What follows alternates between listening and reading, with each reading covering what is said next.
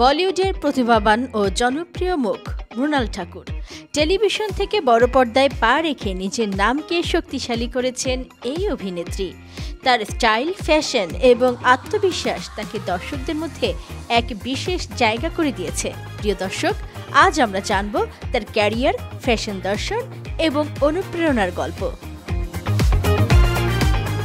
মৃণালের অভিনয় জীবনের যাত্রা শুরু হয়েছিল টেলিভিশনের জনপ্রিয় ধারাবাহিক মুঝসে কুছ कहते ये খামোশিয়া দিয়ে। এরপর বড় পর্দায় তার অভিষেক ঘটে এবং সুপার 30 ও বাটলা হাউসের মতো সিনেমায় অভিনয়ের মাধ্যমে তিনি নিজেকে প্রতিষ্ঠিত করেন। 2022 সালে মুক্তি পাওয়া সীতারামম মৃণালের ক্যারিয়ারের অন্যতম মাইলফলক। এই সিনেমায় অভিনয়ের পর থেকেই তাকে ঘিরে আলোচনা বাড়তে থাকে। ফ্যাশন সম্পর্কে এক সাক্ষাৎকারে মৃণাল বলেন, ফ্যাশন হলো এটি সাহসী পদক্ষেপ এবং আপনার আত্মবিশ্বাস। যে পোশাকটি আপনি আত্মবিশ্বাসের সঙ্গে ক্যারি করতে পারবেন সেটাই আপনার ফ্যাশন। ফ্যাশন মানে ছোট পোশাক পরা নয়।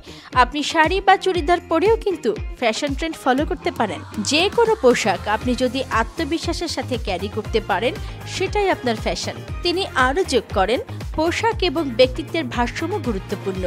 শুধু পোশাক নয়, মানুষ আপনার ব্যক্তিত্ব নিয়েও কথা বললেই আপনি হবেন সত্যিকারের স্টাইল আইকন। মানিশ মালহোত্রার ডিজাইন করা পোশাক পরার স্বপ্ন তিনি পূরণ করেছেন।